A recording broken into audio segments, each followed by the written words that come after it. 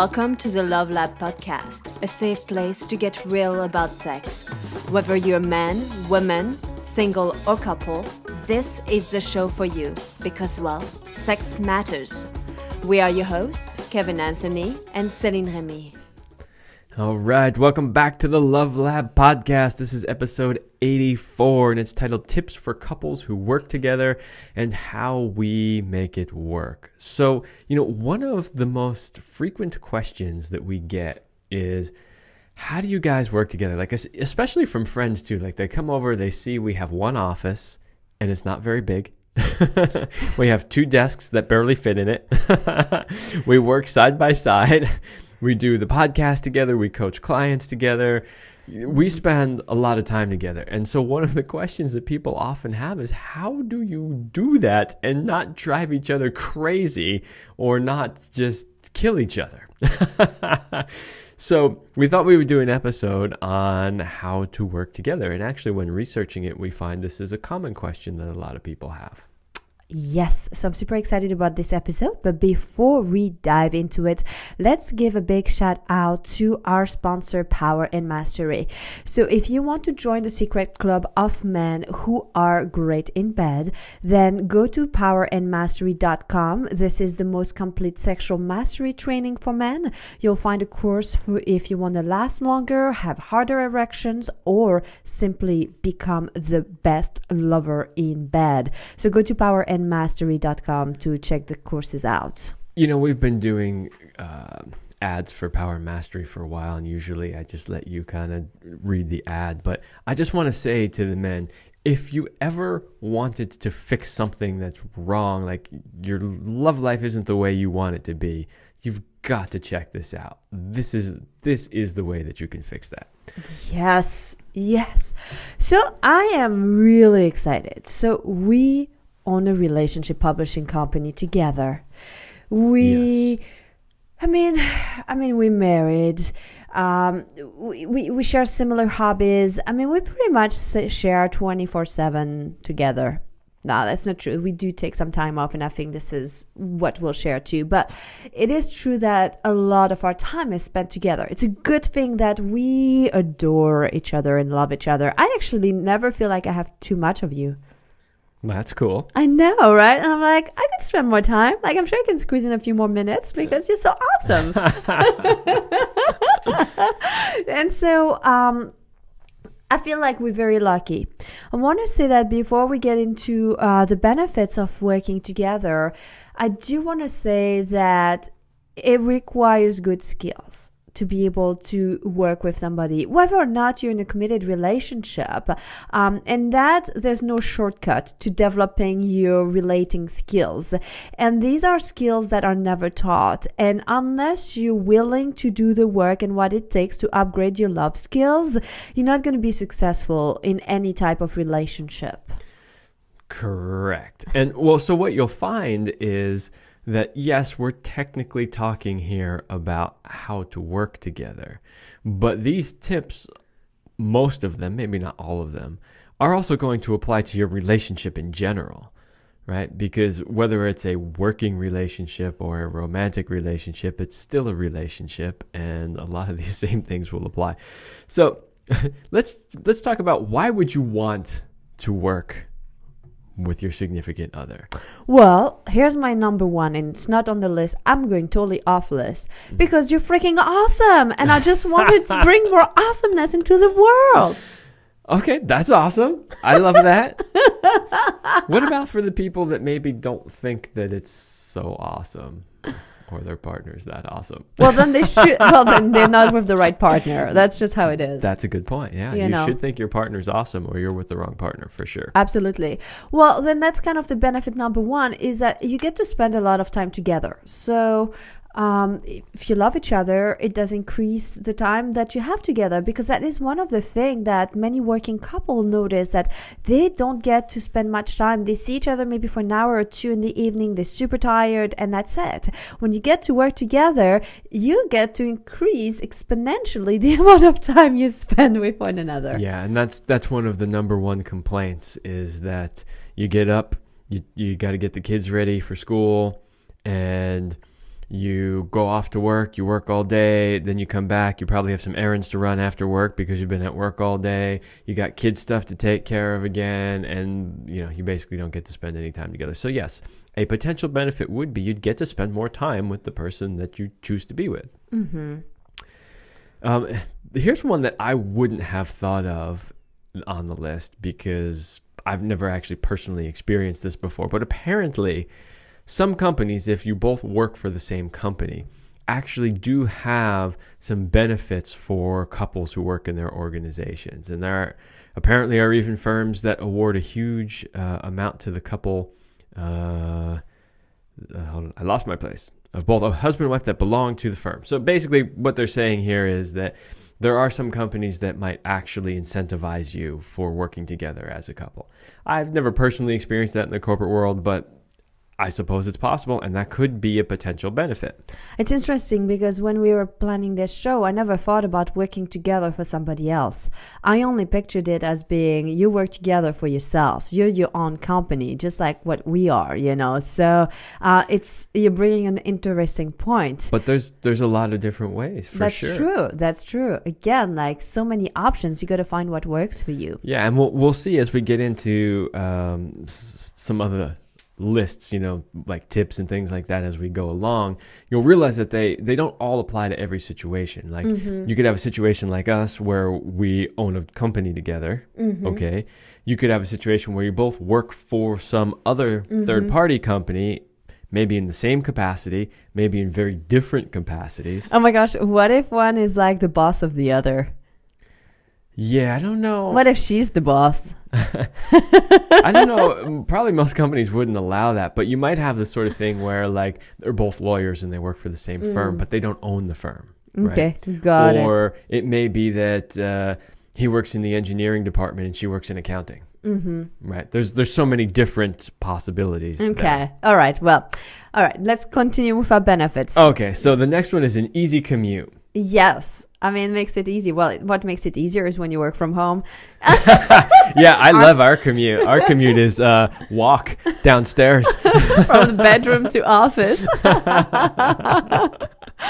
Number 4 is that it makes it that you can plan your days off together when you work together. Like it's easier to plan your vacation, times off, because you are just in the same field, in the same company, or whatever that is. Well, so one of the potential benefits is that your company, because you both work for the same one, they'd be off on the same day. Yes. Like, around Christmas, some companies will take the whole week off in between Christmas and New Year's, and other companies won't, right? So if you work for 2 different ones, you're like, well, I have off, but I don't. If you work for the same one, you might both have off. However, you'll see that's also a potential downside when we get to the downside. That's exactly what I was thinking. I was like, oh, I can see this as a downside too. It certainly could be.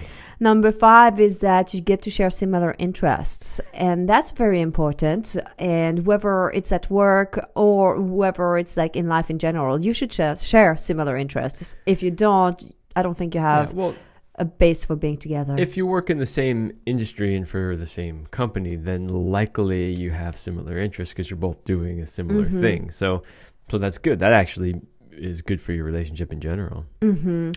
I think another thing too, as a benefit, some say that there's a greater dedication towards work. And I think that's really true when it's your own company. Because especially if you make no plan B. You just have to make it work. Burn the lifeboats. Well, what that makes you too is that you start to become more resourceful too. As a couple, like your team, like we call each other Team Us. And now that's something that I want everybody to remember, because that's going to become very important as we talk about some of these things later on. Yes. Being a team. Team US. And US stands for Unstoppable Success. We like acronyms. We put them in everything we do, and they feel really good. And you gotta have these little things that keep you moving forward. What that does too is that it brings more respect as a couple, especially when you can move through like rough patches and successes. I mean, it really builds you up. And in the last benefit of what it does to work together is you get a better understanding, because most of the time, we see it in our relationship, you each have different strengths. You each have places that you bring into, things you bring into the company, into the relationship that make you unique. And you can understand each other better by seeing how each other work and handle stress and difficult situations and stuff like that. Yeah, for sure. And you realize that, like, okay, let's say that one person works out in a stressful environment, and maybe the other person's home taking care of the kids. And it can go either way. It doesn't have to necessarily be the guy working and the woman taking care of the kids. It's probably more common, but it's not the only way. So he comes home, he's super stressed out, and it's not that she doesn't have understanding, but she's like, hey, I've been home all day and I'm stressed out too, and I want you to do this, that, or the other thing. One of the benefits to working together is both parties equally understand what went on that day, what kind of stress was involved, what the person was dealing with, right? It's so much easier to have compassion for somebody when you understand, like, wow, today was just a train wreck of a work day, like those happen. Yes. Last week was a bit of a train wreck of a work week, And so you can understand what they went through. You can have compassion. Like, other than them, otherwise they just have to come home and try to explain it to you. And you're like, okay, whatever, Yes. Okay, so these are good benefits. Let's talk a little bit about some of the downsides. And then, of course, we will be giving you our tips and diving in more into what we do and what works for us. But really, like, having, like some of the downsides, because I think that's what people sometimes look at first and like, should I do it? Should I not do it? Should we take the plunge and do this together? The first thing is that, well, you have, and I don't know if that's fully true, but little change in daily schedules. Well, actually, it's kind of true. We kind of have a schedule. You're right. You are right. But we have a schedule that we do like. So we have set up a routine. We have a pre-work routine. We have a work routine. We take good lunch breaks. I mean, because we are working together, we basically make our company work around what we like for ourselves. And so at least, even if it's the same routine, it's something that we like. Yeah, I mean, this came up when researching potential downsides of working together. I'm not so sure I really see it as a downside. I mean, every entrepreneur book that you read, every successful person tells you about the importance of having regular schedules. So I don't really see having a regular schedule as a downside. And I actually see when you work for two different things, especially if you have kids involved, right? Because you got kids, you got this job, and you got to try to coordinate all of those things at once, which I see as more of a downside than knowing, like, at least if we work together, we got one job to coordinate, and then maybe the kids, as opposed. So I don't know. It could be a downside for some people. I don't see it as that much of a downside. So I'm going to go through some of the downsides a little quickly here because I'm more interested. Get to the tips. Exactly. So some of the things that will hold people back are like, oh my gosh, like there's a lack of personal space. Like we were saying, we're sharing an office, we're sharing a home, we're sharing a company. There's all of these things. What happens if you're not very good at managing your emotions, and there's things like jealousy that arises or conflicts, and you don't know how to like soothe them and make them better? What if you get stuck into a power struggles? Like when I was saying, what if she's the CEO, or like what, and because that's going to come up, like you each have to feel comfortable with the title you give each other and how you interact with one another. And there's a really easy way to deal with most of that stuff, which we'll talk about when we get to the tips. It's so simple you won't even believe it. Exactly. That's not even going to come up any more power struggles like that. One downside too, for sure, is that idea of the job security. It's actually an illusion. Well, it is, but in this case, really what they're talking about is you're going to have all your eggs in one basket, yes. right? You work together. Let's say you work for another company, and then that company has a downturn and they close. Now you're both out of work instead of only one of you. So, that's the downside there when it comes to job security. And then last is the reverse of like, hey, you can each take time off together, is actually when you both work for the same company, when you are the company owners and CEOs and all of that, sometimes it's hard to be like, can we leave it on like cruise control for a week while we take a week off, both of us together? So that could be a challenge for some people. And this is what we were talking about when we were going over the benefits, which is if you both work for the same company, if you're in maybe, say, the same department, it's entirely possible that the company could say, but we can't do without both of you at the same time. So that's a possibility. I mean, I don't know, if you work for corporate and you're listening to us, you probably have run into this at one time or another. But I know when I worked for corporate, I would often say, hey, I'd like to take a vacation at such and such a time. And they're like, oh, no. We've got this major project. You can't take a vacation until it's over. And you're like, over? That could be like 6 months from now, you know? I mean, seriously, that's the kind of stuff they used to say. So, you know, it's a potential downside that you may find it more difficult to get time off if you work together. All right. So we are going to get into our tips. But before that, we've got a question for you. Are you longing for more connection, deeper intimacy, and red-hot passion in your relationship? Yes. If you are a committed couple who loves each other but has lost the spark and has fallen into a boring routine, we have a special invite for you. We've created a program called Relationship Synergy. It's a cutting-edge, next-level intimacy program for the modern couple to help you fire up your love life. So basically, if you give us 90 days, we will help you transform your love life forever. So if you want to know more about Relationship Synergy, go to CelineRamy.com/synergy, and it's SYNERGY, Synergy. All right. So we've talked about the benefits. We've talked about the potential downsides. So if you work together or you're thinking about working together, what are some tips to make this work? So we've got 2 lists of tips. The first list is just one that Céline and I brainstormed because we work together. As she said, we own a relationship publishing company together. So, like, what are some of the things we've learned from working together over these years? And then the second list is a whole list of stuff that we compiled from other experts out there in the interwebs. And we'll see how those two really like match up. Like, you know, are we doing what the experts say? Did they come up with stuff we haven't thought of? We'll find out. Number 1, and it's always the same in everything you do, right? Know your why. Yeah, this was big. I had to put this at the top of the list. You have to know why you're working together. Because if it's just like, well, because it just sort of happened that way, or because we didn't know what else to do, or because one of them couldn't find a job, so it was like, hey, come work with me kind of thing. You really want to know your why, because let's be honest, it's not always easy. It's not, right? And so it has to be tied to a bigger why. Yes.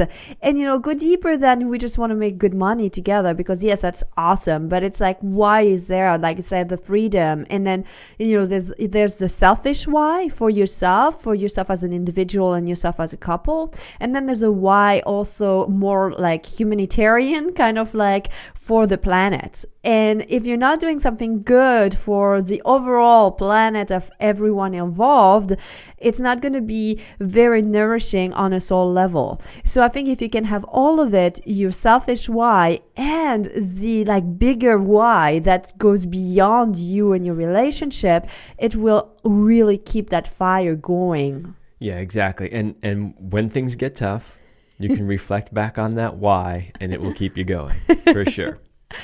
Okay, I like this one. Other tip is about being polite with each other. And it's interesting because sometimes in the workplace, people tend to get really mad at each other, right? Or like they have a short fuse and like kind of say, oh, and this like go with name calling each other and stuff.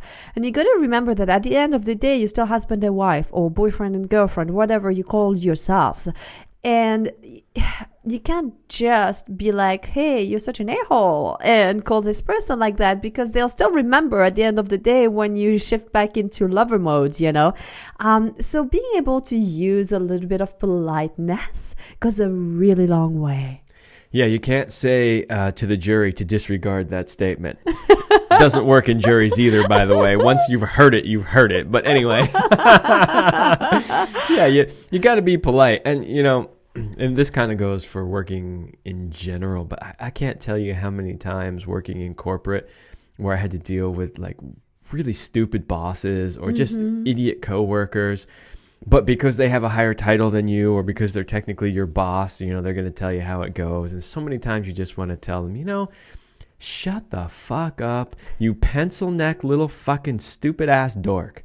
You don't know shit. You're an idiot. You couldn't find your way out of the server room, more or less fix something. So that's exactly what not to tell your spouse. Exactly.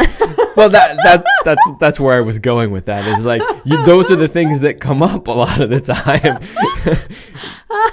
You don't want to really say them, You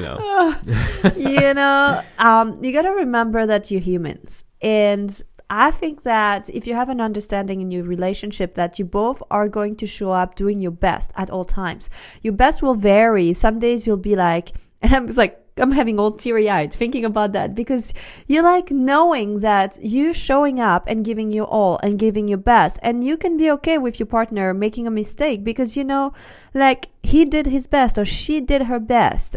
And if that's the baseline of your relationship, you can go through anything.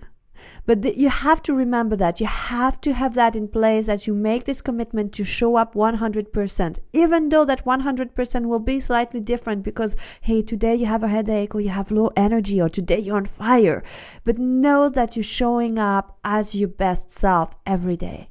Absolutely. So along with being polite and not saying those things and all that, we also have great communication skills.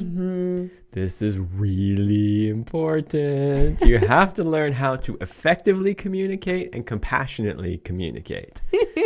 Huge. It's probably one of the most important skills on the list. Oh, yeah.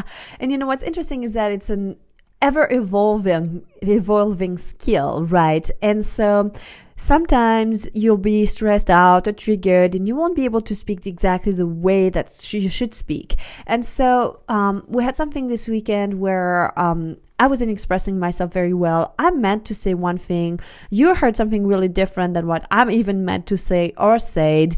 And it was like, okay, how could I have done it better? So after that, we reflected, should we have a safe word? Or how could we deflect something when we start to see that we're going downhill? Is it okay, I hear you and I need a pause. And it's okay.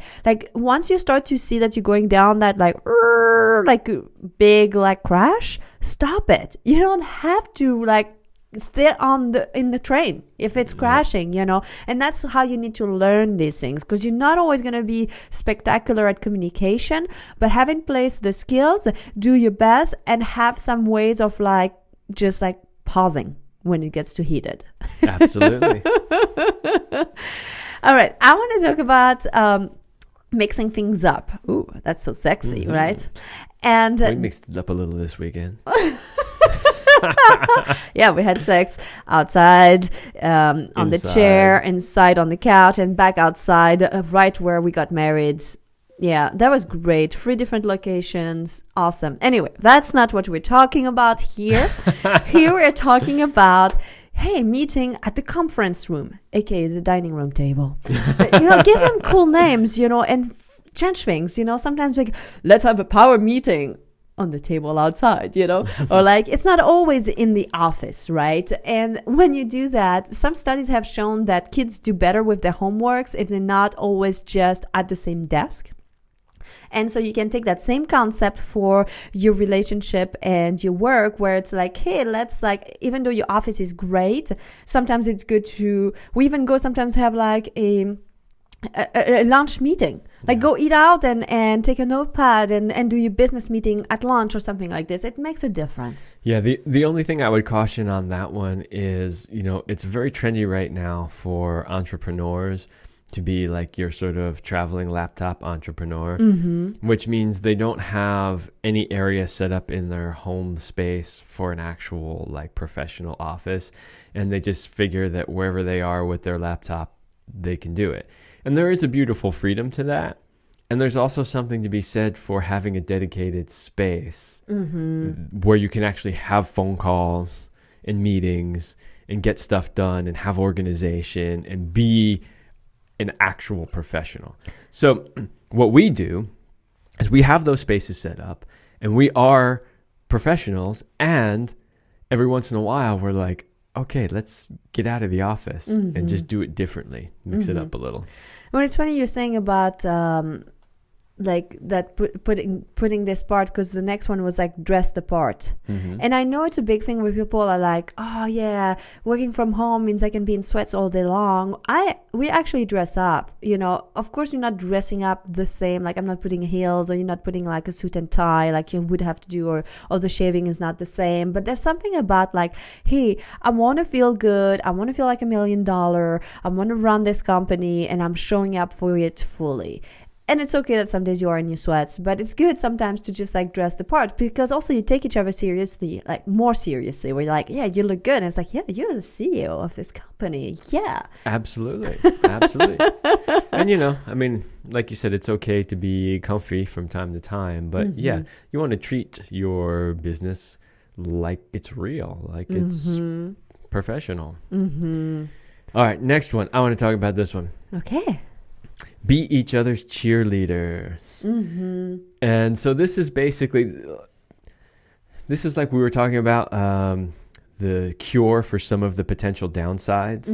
Like it's so simple you won't even understand it. What it is team us. You know, we call it team us. You can call it whatever you want to call it. But the idea is that whether you're working together for your own business or you're working together in somebody else's business, you are a team, and the relationship comes first. If you're two lawyers working for a firm and one of you gets promoted and the other one doesn't, you don't go into jealousy because like, I should have gotten the promotion. And you look at it and you go, what's good for the team is good for both of us. The fact that one of you got a promotion and is now making more money, or maybe in a position to dictate the work that you actually do, or whatever it is, that's a good thing for you as a team. And this is whether you're working together or not, this is how you should view your relationship. You're a team. And whatever is good for the team is good for both of you. Absolutely. And also being each other cheerleaders means, you know, the day when one of you is like not seeing how great you are, like be like, I don't know, you have days where you doubt your own abilities. Your partner can be like reminding you of like all the great things you do, who you are, and how much of an asset you are for the company. And that kind of leads to the following point that we had, which is being each other's PR. And what I love about this when we work together is I don't have to go to social like meetings and parties and talk about what I do. I just get to talk about how great Kevin is and how, well, he is the part of the company, you know, that we own together. And he does the same for me. And it's really cool because also you get to hear like amazing things about yourself through your partner's like description to other people, and it feels really good. You act as cheerleaders, you act as PR, like it's really bonding. Yeah, this is big because I can tell you in all the years I worked in corporate, nobody was ever a cheerleader for me. You know, it's like it's not that you never heard ever that you did a good job, but you know, I worked as a fairly high level position in corporate America, and I can tell you that mostly what I got, it was like traditional Japanese martial arts. If you've ever trained in a traditional Japanese martial art, it kind of goes like this. You're either constantly being told that you're doing it wrong, or you're not being told anything. And so here's the thing. You knew that you did it right training traditional Japanese martial arts when they don't say anything. That's their way of saying good job, is they're just quiet. They're not criticizing you. That's how you know you did a good job. And corporate America was very much like that. It was pretty rare that anybody ever was like, wow, you did a great job. They were either just bitching at you and complaining about shit, or they just didn't say anything. And that's honestly, that's just, it's bullshit. It's nonsense. And if you're going to work with your significant other, wow, what an amazing miracle to be in an environment where somebody actually tells you did a good job and congratulates you. And, you know, that goes a long way with your relationship. Bringing more appreciation into your relationship goes so, like, it just makes things much better. So it will definitely work. Remember that whole idea of the power struggle. When you feel seen, when you feel appreciated, when you feel acknowledged for your hard work, the little things you take care of. And it depends, you know, each one of you might want some slight difference, like in terms of the appreciation. One may want more appreciation around the all the little things that they do. The other one might be more about the overall how smooth the company operates. So like things like that. It doesn't matter. You can tell each other also which appreciation lands best, and you can just witness your partner. But this will absolutely transform how good you feel about yourself, how good you feel about your relationship, and how good you feel about your company. Mm-hmm. Now we have 2 more tips here for people who work together that I think are really essential. Number 1 is about setting good boundaries. And that means that you are very clear on like, this is what I need or what's required for me to work well. There are things like I need total silence when I work, when I do writing. And every time I'm like writing a sales page or different things like that, I need to not be disturbed. Hearing Kevin even like slightly cough irritates me. And so, I let him know about that. You need to not be disturbed when you are doing like complex things in the back end of our technology and you're looking at things and it's like, I can't be like asking you questions, and stuff like that. So we've learned what each other needs and we've found ways to also like either I go to a different room or I put on headphones with like binaural beats and things that just like keeps me focused, whatever that is. But you need to be able to express your boundary and set them, okay? Yeah, and that's the thing is when you're working together and you're married or you're living together or whatever it is, you spend a lot of time together, and so boundaries are really important. But I think when it comes to setting good boundaries and we're talking about working together, the biggest thing that I find, especially if you own your own business, is you have to set boundaries about this is work time and this is not work time. This is us time. This is play time. This is, time with the kids, whatever it is. That is really important because what tends to happen far too often for entrepreneurs is that it's always just work time. Like and it's you're in bed, free game to talk about it anytime. Yeah. And you're like making love and like, how about this new name for our program? And you're like, we're freaking making love right now. Yeah. So true story, by the way. Well, so that was my issue this weekend is I had to set a boundary because I was completely burnt out from the week.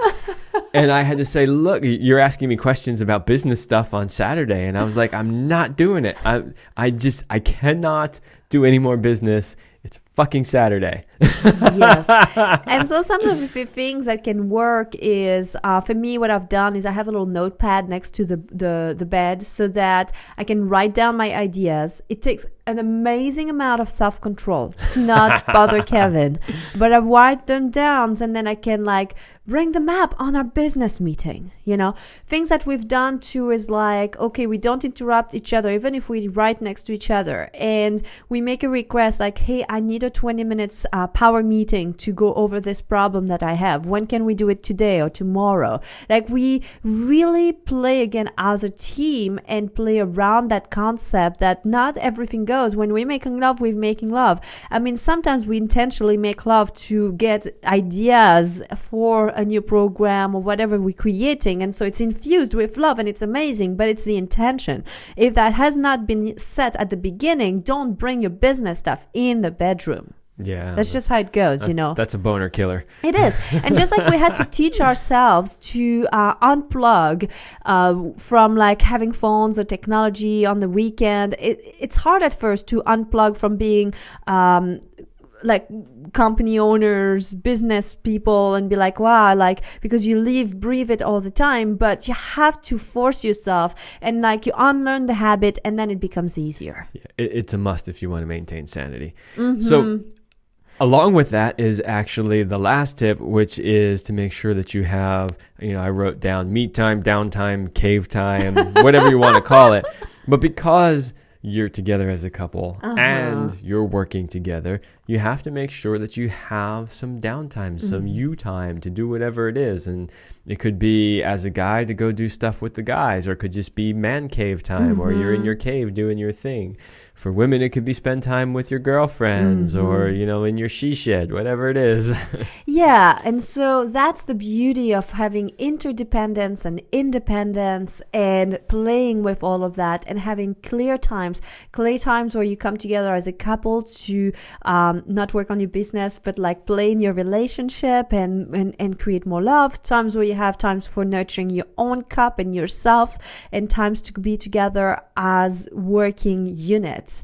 And if you put these in place, you will avoid a lot of the pitfalls, and it's actually fun, thrilling, thriving to own a business together, to run a company together. It has a lot of potential for deep fulfillment. Yeah. So we're getting pretty close to the end of this episode, but I just wanted to quickly run down this list of other experts' tips. Oh, really? You're going to go through that? I figured we were going to skip it. No, I'm just going to read through it real fast. We don't have to do commentary on every single one of them, but I want to see where they match up with the things that we've already talked about. All right. So the first one, give each other enough space. All right. Done. That one we covered. You need to set boundaries at work as well as home. Okay. Boom. We got that one covered. Schedule date nights. That's something that we talk a lot about on this show. So it's funny, we didn't put it on our list of things for working together, but it is absolutely on our list of things to make a good relationship. At work, being professional is essential. We got that covered. We talked about that one. Relationship reassessments are necessary. Oh, that's interesting. That's where they're talking about, like, every once in a while to stop and reassess, like, is this really working for you as a relationship? And, we've talked in the past, too, that you should actually be doing this throughout your relationship. Like, you should be looking at your relationship and seeing what's working, what's not. Do we need to make changes? So that's a good one. I would add that one to the list. Course correct. Yes, absolutely. Course correct. Effective communication. Yep, we got that one. Listening is an important trait to both. Yeah. Yeah, that's true. I would kind of throw that in with effective communication, because effective communication requires good listening. But it's a good point to mention it, that there should be listening on both parts, both counts. Yep. Make your interaction or communication clear. Okay, so some more good, clear communication. Prioritize tasks and divide equally. We got that covered. Oh, hold on. There was a point that I'm not seeing that I had in there about the task. Oh, it's in there and I skipped it. Yeah, divide the tasks. Divide the task. You have to think equitable, not equal, when it comes to dividing the tasks. What are your strengths? Which one are you good at? And it's not because I'm doing 50% or like I'm doing this, I don't know, writing thing. I have to do 50%, you have to do 50%. It's like, which one do you enjoy doing? Which one are you better at? And then how can we put on the same amount of work, even though if it's not exactly in half like what's being done? Absolutely. I forgot we skipped that one on our list. Yeah, and it was so important. We had to mention it. Right. Are you going to go through the entire list? But we're breezing through. We're halfway through already. All right. Next, avoid discussing work at home. So we've already talked about that, setting clear boundaries. Never bring in a personal problem at work. Oh, we didn't put that one on the list, but that's a good one. To just like you keep the business stuff out of personal, you should keep the personal stuff out of business. I like that. It's just said and done for some. But for sure. Self-control. Spend some decent me time. We already talked about that one. Take breaks and plan vacations. Yeah, that's important too. To me, that falls in the whole boundaries thing. It's like setting the boundary about when you need space, when you need time. Next is be for each other at hard times. So we talked about that, being each other's cheerleaders. Have respect for each other. We covered that. Know when to move out. That one was in regards when we were doing the research about like when you should get out of a particular business, like if it's not working, whether it's one of you or both of you or whatever. Yeah, that's an interesting one. Okay. Dress for work. We covered that. Being professional. We covered that. Proper homework can help. Okay. Well, you're listening to this Love Lab episode, so you're doing your homework about what to look for, what to avoid, and how to prepare very well. There you go. cheer each other at times. We covered that one. At times, divide your work. We covered that one. That's actually a little redundant. This is a list of different things we found across a bunch of different articles that we were reading. Value your relationship, of course. And dream big and together. Oh, I like that one. We didn't have that one necessarily. Well, we on our had list. it as know your why. That's true. You're right. It does kind of fall under know your why. Yeah. We had it at the base, the foundation. Well, there you go. So I'm actually somewhat proud that we brainstormed that list ourselves first, and then we kind of matched it up with what experts say, and there's a lot of overlap there, and that's pretty cool. And I feel like we gave the listeners a lot of stuff, like a lot of ideas and a lot of tips. So you got a giant fire hose full of tips for how to make this work. And it is possible to make it work. You can be happy, thriving in love, work, and relationship. Absolutely. All right. Well, that is all the time we have for this episode. We hope that you found value in it, and we will see you next week.